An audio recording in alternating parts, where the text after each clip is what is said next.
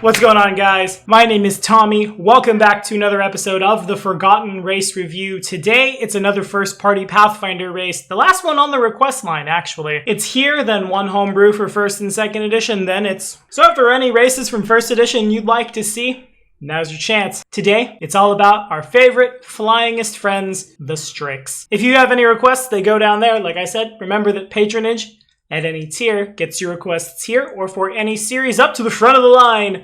Today, Achilles would like to tell you that this episode of the Forgotten Race Review is brought to you in part by 360 Mac Gamer. Thanks for your help, man. Now let's hit it. Okay, so the Strix in Latin mythology was a bird of ill omen, described as a large-headed bird with a rapacious beak, transfixed eyes, grayish-whitish wings, highly suggestive of an owl, but also reminiscent of a bat, given that it would hang upside down, being much more than ill omen if you ask Ovid. The sturges, you know, those real angry giant mosquitoes, were thought to eat babies and things. In Pathfinder, it's a different story. The Strix are a race of dark-winged humanoids who live only in a single region in all of Avestan, the forsaken rocky spires on Cheliax's western coast known as the Devil's Perch. Grisly tales told by the local human population have made them a target of much hatred and fear, when, in truth, the Strix would much prefer to be left alone. They resemble humans in size and build, but are distinguished by their jet black skin, their 12-foot raven-like wingspan, and their strange facial features. They've got pointed ears, slitted nostrils, and eyes without pupils, which, due to their large size, appear to glow in the half-light of the evening. Their eyes are fixed within their head, so to look around, the Strix must move their entire head. Their society is very small and isolationist. As a result, it's very tightly knit. Whilst the Strix would like nothing more than to just dwell peacefully amongst the rocky heights of Devil's Perch, centuries of bloodshed and superstitious hatred from their neighbors in Cheliax have created a species-wide siege mentality. The Strix have developed a very deep hatred of humans. They deeply resent human intrusions, and since humans outnumber them so greatly, it's not uncommon for them to take dozens, even hundreds of lives in revenge for the death of one of their own. There's actually quite a bit of lore on these guys, it turns out. According to their own legends, which are never told to outsiders, the Strix do not believe the Devil's Perch to be their homeland. Legend has it that the Strix were delivered to their current home in a terrible storm that sent the vicious and undeserving far from their original home. Here they were to suffer until the end of the sun, basically. Though, of course, in the Age of Darkness, the sun kinda sorta ended-ish, and so too, apparently, was the creature that they thought had cursed them in the first place.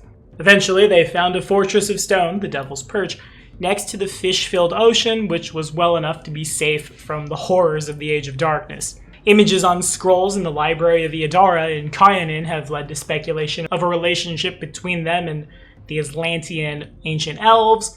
The Syrinx of Arcadia maintain that the Strix were once their slaves. But again, it's that trope that we've seen across a lot of beast-like races in fantasy that's being dismantled in 2nd edition. I think that's really cool. These guys being a bad allegory for native peoples. We've seen them all over the place. They're in Starfinder. They've already got art in 2nd edition, which leads me to believe as soon as they're comfortable handing out fly speeds to PCs, we'll see more of the Strix. Though I suppose I wouldn't want any devil worshippers in my land as well if they were very clearly devil worshippers.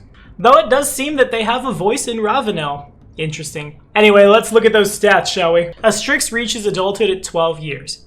Males range in height from 5'6" to 6'8", whew, weighing anywhere from 135 to 205 pounds, 1.68 meters to 2.03 meters, 61.2 to 92.9 kilograms. Females are 5'4" to 6'6", 125 to 195, or 1.63 to 1.98, 56.6 to 88.4. The max age for a Strix is 40 plus 1d20 years. Our flying friends here receive a +2 to dexterity, but a -2 to charisma.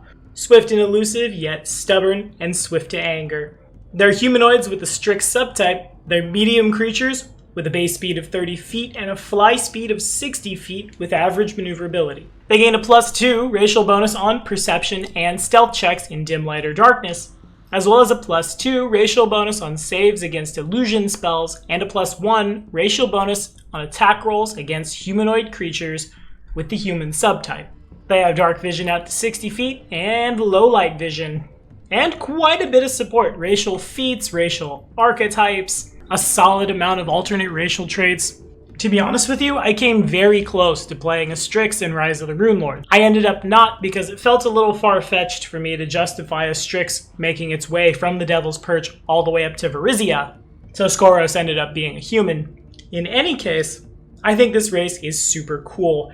It's definitely a race I'm looking forward to seeing more of as 2nd edition develops. They had roles to play in some of the adventure paths, but I have to assume that as we learn more about Ravenel, we'll see more of the Strix in roles other than they live in the Devil's Perch, they kill humans, the Chelish have done them dirty. That said, Hell's Rebels is probably a great adventure path to play a Strix, or any game where we want to take the fight to the Devil Worshippers. These guys certainly have a vested reason to do so, and they very clearly have a history that they don't remember or have lost, stretching back really, really far. The elves knew of their existence. Does that possibly mean maybe they were from Castrovel, or another planet somewhere in Galarian's solar system? Cursed by ancient masters, maybe the Thessalonians, the Aboleth, anywhere in between. There are a lot of holes here that a player or GM could fill out, and I think that's really cool. But in any case, friends, that's all I have to say today. What do you guys think? Have we ever played a Strix? Have we GM'd for one? How do we deal with that fly speed? Personally, I tend to deal with it by giving more players in the party fly speed, so it feels a little less overpowered. In any case, let me know your thoughts down in the comments. One more round of homebrew before we stick to the races of Pathfinder 1st Edition to round this series out at long last. Next week, we're brewing up stats in 1st and 2nd Edition for, of all things, the Kappa. See you then.